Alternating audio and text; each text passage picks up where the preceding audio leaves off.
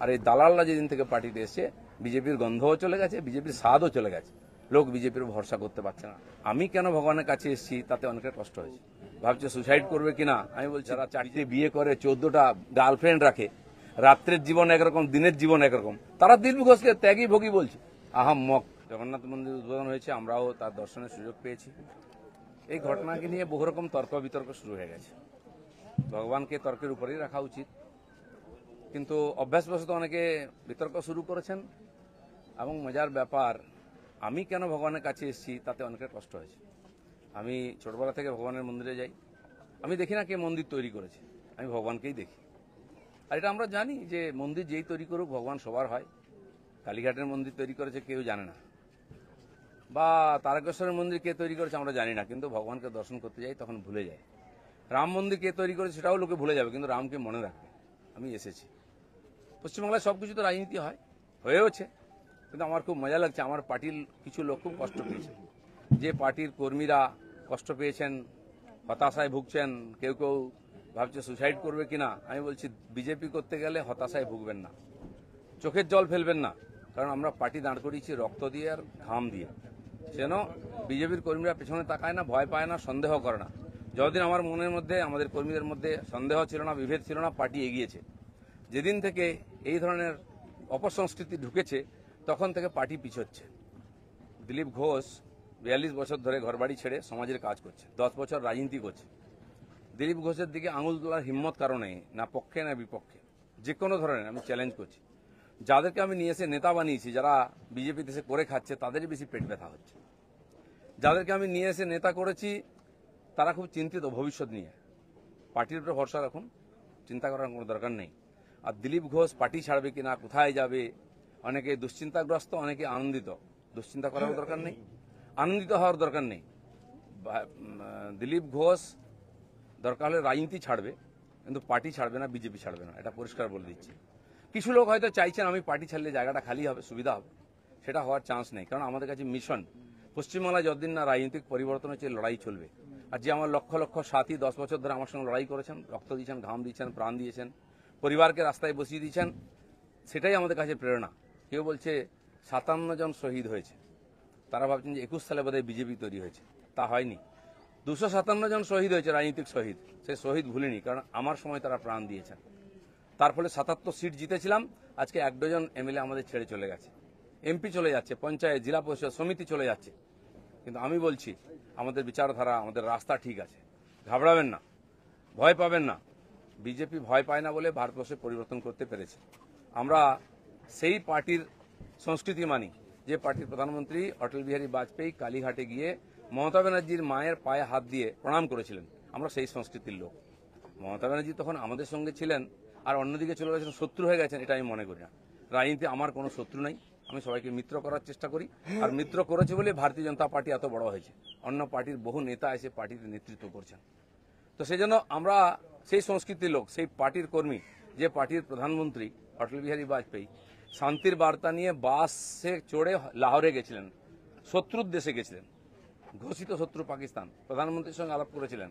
ফিরে আসার পরে পাকিস্তান আক্রমণ করেছিল, কার্গিল যুদ্ধ হয়েছিল, অটল বিহারীর হাত কাঁপেনি, মিরাজ পাঠিয়ে দিয়ে, সেনা পাঠিয়ে দিয়ে সমস্ত বাংকার গুঁড়িয়ে দিয়েছিলেন। আমরা সেই সংস্কৃতি, এটা ভারতের সংস্কৃতি, এটা বিজেপি সংস্কৃতি। আমার প্রধানমন্ত্রী নরেন্দ্র মোদী, তিনি নওয়াজ শরীফের বাড়িতে বিয়েতে নেমন্ত্রণ রক্ষা করতে গেছিলেন, কোনো প্রোটোকল মানেননি, আশীর্বাদ করেছিলেন মেয়েকে। কিন্তু তারপরে পাঠানকোট হয়েছিল, পুলওয়ামা হয়েছিল, কিন্তু নরেন্দ্র মোদী সার্জিক্যাল স্ট্রাইক করতে, এয়ার স্ট্রাইক করতে পিছিয়ে যাননি, কারণ এটাই বিজেপি, এটাই ভারতীয় সংস্কৃতি। সেজন্য আমরা যেন আমাদের পরিচিতি না ভুলে যাই। আমার পাড়ায় বিয়ে হচ্ছে টিএমসি নেতার বাড়িতে, সে টিএমসি করে বলে তার বাড়িতে আমি বিয়েতে যাব না। এই ধরনের জঘন্য নিম্ন রুচির রাজনীতি দিলীপ ঘোষ করে না, করবেও না, এটা আমি ঘৃণা করি। আমার বাড়ির জামাই যদি অন্য পার্টি করে, সেই মেয়ের বাড়ি আমি যাব না, এই রাজনীতি দিলীপ ঘোষ করে না, করবে না।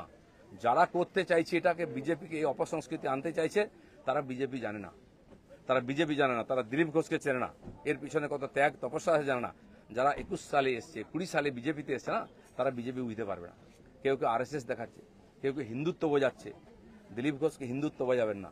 আমার কাটলে গায়ে হিন্দুর রক্ত বেরোবে, বিজেপির রক্ত বেরোবে। বাকিদের গায়ে কি রক্ত আছে আমি জানি না, কারণ বহু জায়গায় ঘুরে এসছেন তারা। কে বড় বড় কথা কারা বলছে? যারা মমতা ব্যানার্জি আঁচলের তলায় থেকে নেতা হয়েছে। আরো বড় বড় কথা বলছে, অনেকে চরিত্রের কথা বলছে, যারা কালীঘাটের উচ্ছিষ্ট খেয়ে জীবন কাটিয়েছে, আজকে বিজেপির উচ্ছিষ্ট খেয়ে বেঁচে আছে, তারা দিলীপ ঘোষকে ক্যারেক্টার সার্টিফিকেট দিচ্ছে।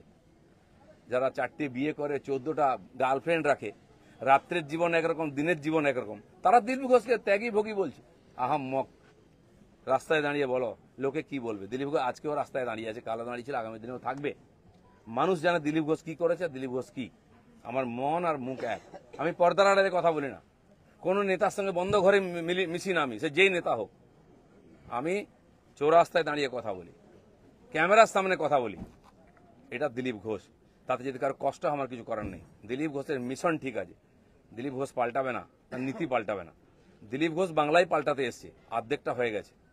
যারা কোনোদিন পার্টির জন্য কন্ট্রিবিউশন করেননি তারা বুঝবেন না বিজেপি কি, দিলীপ ঘোষ কি।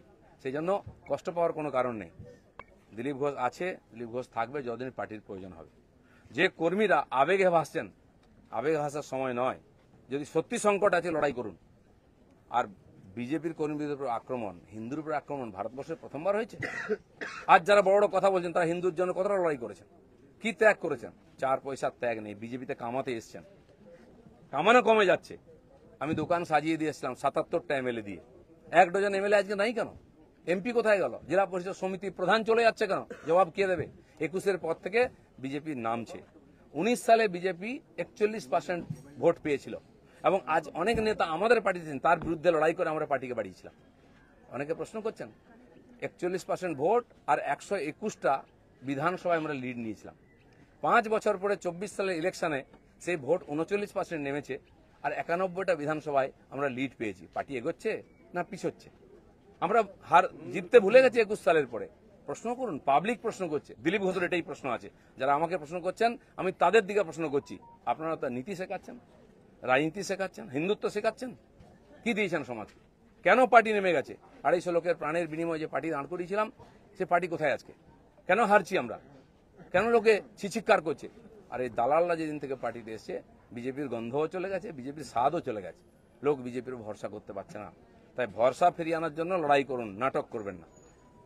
রক্ত দিয়েছি আমরা, ঘাম দিয়েছি, তারপরে মানুষের বিশ্বাস জিতেছি, মানুষের আশীর্বাদ জিতেছি। দিলীপ ঘোষের তো লড়াই জারি আছে। আপনারা ঠিক করুন কে কোন পার্টি থেকে লড়াই করবেন।